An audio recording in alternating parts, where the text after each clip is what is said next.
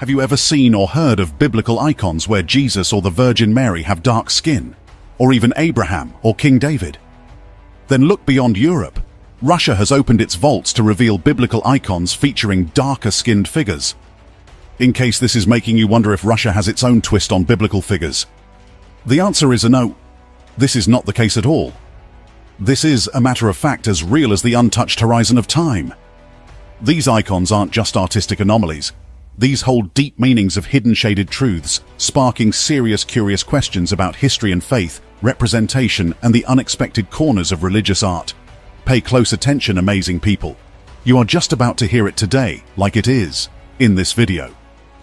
Before we continue, kindly endeavor to hit that like button as a way of supporting our works. Share with your families and friends to keep spreading our eye-opening black narrative, and subscribe to stay put for more, while you help in building the rising membership of this channel. We appreciate your support. First and foremost, let's start with the person of the most popular name in the world today, Jesus. Mark chapter 4 verse 22. For there is nothing hidden which shall not be manifested, neither anything kept secret that would not be brought to light.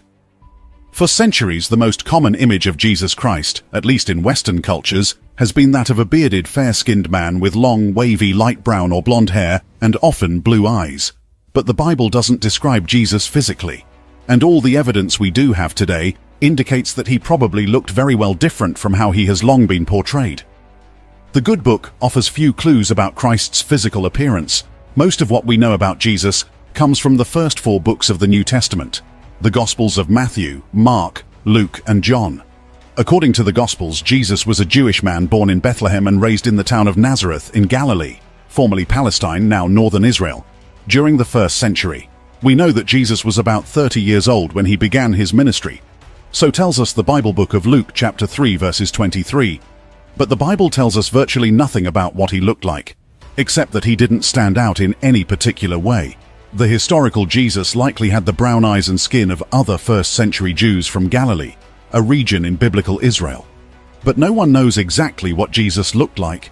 There are no known images of Jesus from his lifetime, and while the Old Testament kings Saul and David are explicitly called tall and handsome in the Bible, there is little indication of Jesus' appearance in the Old or New Testaments. In addition, when Jesus was arrested in the Garden of Gethsemane before the crucifixion, Judas Iscariot had to point Jesus out to his soldiers among the disciples, presumably because they all appeared similar to one another. But the words of the Bible in itself did not hint on the reasons behind their similarities. Whether they were white or black, or why or how they looked too similar, it did not tell. Considering these events, one is made to actually wonder, were these words deliberately expunged from the Bible to hide certain glaring truths, or did the writers of the Good Book of the Gospel fail to discuss these things? However, the portrayal of Jesus as a white European man has come under renewed scrutiny during this period of introspection over the legacy of racism in society, and over the actuality of truth. One of the major factors of this renewed scrutiny happens to come with the buzzing news concerning certain storming revelations from Russia. For some time now, the recentness of this event has got everyone talking in wonderment. Russian President Vladimir Putin has decided to move one of Russia's holiest icons from a museum to a Moscow cathedral. This arises a debate around Putin's growing reliance on the church. Emphasizing on the importance of the holy icon, Putin ordered Andrei Rublev's Trinity be transferred to the Russian Orthodox Church from Moscow's Tretyakov Gallery for a year. The relocation of Russia's most well-known icon highlights how closely the war has intertwined politics and religion. The icon depicts the oak of Mamre, where the 3 angels visited Abraham in the book of Genesis. Did you notice anything about these icons on display? They are all black. Icons dating back to the 14th century, brought together from private collections across Russia. Rare and strongly challenging masterpieces, most of which were destroyed during the Soviet era. It's very beautiful. It gives you goose pimples. It's a remarkable exhibition. It's an exhibition which feeds the senses. Everything is so grey outside at the moment, and here suddenly it's a feast for the eyes. These icons that you see are the survivors of what is left. Had the museums not saved them, they wouldn't be existing today. There used to be millions of these icons, but now only 50,000 of them are within sight. The unveiling of these icons is a powerful testament to the enduring strength of truth. The authenticity of these paintings compels us to re-evaluate our understanding of the past, particularly regarding the presence and representation of black figures. For centuries, these figures may have been shrouded in obscurity, but their rediscovery sheds light on previously untold stories, standing as a challenge to long-held assumptions, prompting us to rewrite history with a more inclusive lens. Many Russian icons were destroyed or sold abroad by agents of the Soviet government. Some were hidden to avoid destruction or were smuggled out of the country. Since the fall of communism, numbers of icon painting studios have again opened and are painting in a variety of styles for the local and international market. Many older, hidden icons have also been retrieved from hiding or brought back from overseas. The Castel San Angelo in Rome is currently hosting an exhibition of 40 Russian icons that have left their country for the first time. They are pieces of art that were hidden after the October Revolution of 1917 in order to protect them from anti-religious destruction. It's the first time that a large number of Russian icons have come here to Italy. In addition, here are a dozen examples that have never before been moved. They appear for the first time in our catalog. Icons are usually painted on wood and meant to represent saints or sacred elements. The Orthodox tradition considers them as if they were the gospel, inspirations of God through the hand of the artist. Their deep symbolism is reflected from the meaning of icon as a representation or vision from another world. The wood evokes the Holy Cross through its gold background, divine light, and the cloth attached to the wood evokes the cloth that covered the body of Jesus Christ. Without a doubt, they have a great importance and a fundamental recognition in Russia, because the icons represent for Russia what the pyramids represent for Egypt, or the temples to the Greeks. The exhibition shows icons ranging from the 15th century until the early 20th century. It's a rare opportunity to see the religious soul of Russia through its... There's been so much debate going on around the world of late, bestirred by the unveiling of these black biblical icons. Some tend to think that the icons had blackened over time due to age, while others say that the blackness of the icons has nothing to do with age but are a measure of accuracy meant to depict the actual color of the skins of the people painted. Because they were black people, says Robert Rubin. Why didn't their clothes change to black in those paintings or all of the paintings? The true Israelis were black-skinned people, not white. Likewise, the ancient Egyptians. The Reshet structure in Mauritania is also the location of Atlantis. Russians did not change their paintings just as other countries did. They simply kept the true paintings and iconography. Look up ancient maps and you will see that the Kingdom of Judah was later located in West Africa. The Jewish nation was destroyed by Titus. Millions of Jews fled into Africa. They ended up in the west of Africa. From there they were sold as slaves to almost every part of the world. Do you think the hatred for black people is just normal or a coincidence? No. It was because they, Israelis, did not keep the commandments of God. Moses informed them of the blessings and curses, as we can see in the Bible book of Deuteronomy. God told them they will lose that land to people whom they did not know if they disobey him. The hatred for the black children of Ham and Shem is because the children of Shem have mixed up with the children of Ham. They are both black-skinned. The prime target of this hate is actually the children of Shem. Shem is being punished for his disobedience to his God. Another insightful one from Johnson here says, because black people were the people in the Bible that the Americans turned white when they told the stories to us. But Russians didn't get the memo. They went off for real history. Songs of Solomon. Chapter 1 verse 5. Revelations chapter 1 verse 15. Go check it out. It's in the text. It's not because of a candle or anything else these people are talking about. In that case, the whole picture would be black, not just the face and the hands. They are meant to be black because they were black people. This great USA is also a great deceiver. And so many people inherit the wrong lesson from their great-grandparents and their parents, to the point where it's so deep that the lie is made true when the real answer is really just right there. But you never look, because why would you? The Russian unveilings didn't stop there. Russia continues with its biblical historical revelations, with President Putin at the foremost front, championing the course. Russia has opened its cellars to reveal remarkable paintings of Jesus dating back to the 1400s. By Father Vladimir Ivanov.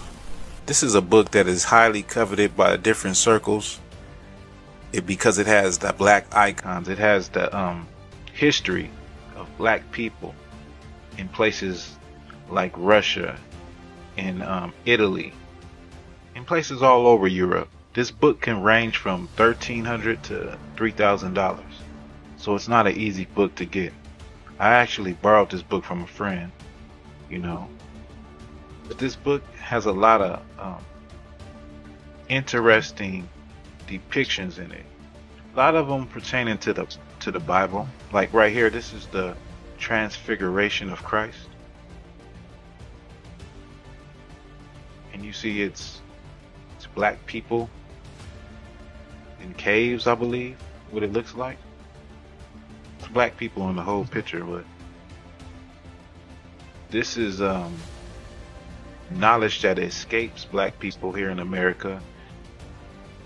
It's definitely something that we would never see or never hear about in the educational system. Now, I'm pretty sure there's people that are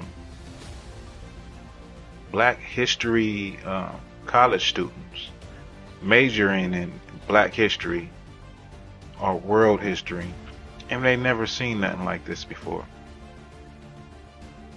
At least not from the standpoint of Europe,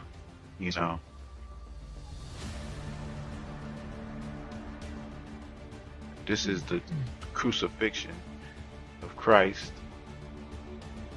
and in it we see angels, black angels. The people surrounding him are black.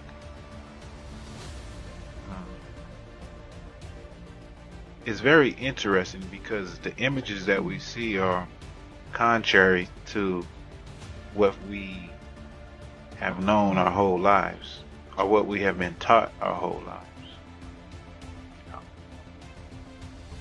Like I'll say it again, like these type of images of antiquity escaped black people here in America, and I can say all people, in general, just people in general don't know. I'm pretty sure there's plenty of Caucasian people and people of all nationalities that don't know the extent that black people covered the earth. And in many cases, like here, like what you see, we're in rulership positions. Like this looks like a king. The images of Jesus and other historical figures in Russia's black icons challenge the commonly known perception of antiquity and reveal the extent of black people's presence and influence throughout history. Paintings from the 1500s and 1600s depicting black icons, including Jesus and Mary, in a highly sought-after book that explores the history of black people in Russia, Italy, and other parts of Europe. The book contains interesting depictions of black people in biblical scenes, which is knowledge that is not taught in the American educational system. However, debates concerning the authenticity of these icons goes on. And Alex Pismeni, a software developer and Catholic Christian, has some things to contribute. The Russian Christians adopted Byzantine Orthodoxy wholesale. That, of course, includes the iconography. The fundamental principle of Orthodox iconography is no changes. The icons are, as much as possible, portraits of Christ, Our Lady, and other saints. Further, the styling, mood, garments, gestures are all fixed in the Byzantine style, so much so that students of iconography refer to these rules as iconographical canon, even though very little of that canon ever went through the normal ecclesial legislative process involving episcopacy and councils. Going forward, while Russia continues to amaze the world in this light, the unquenchable fire of truth persists through the darkness of history. Not so long, protesters had called for the removal of Confederate statues in the US. Activist Sean King went further, suggesting that murals and artwork depicting white Jesus should come down. His concerns about the depiction of Christ and how it is used to uphold notions of white supremacy are not isolated.